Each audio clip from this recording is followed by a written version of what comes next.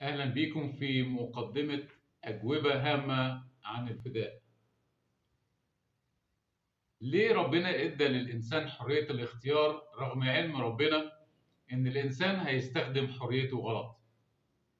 وليه الأكل من شجرة معرفة الخير والشر كان بيعبر عن رغبة الإنسان إنه ينفصل عن ربنا؟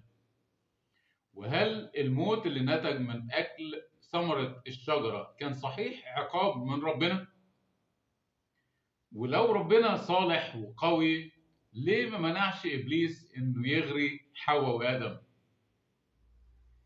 يعني إيه دم الذبايح كان للتكفير فقط وإنها لا تقدر أن تغفر خطايا؟ وإزاي خطايا المؤمنين في العهد القديم كانت بتتغفر؟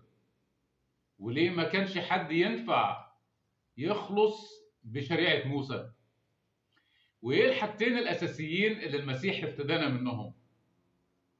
وازاي موت المسيح بيحقق الفداء ده، والمين دفع المسيح الفدية؟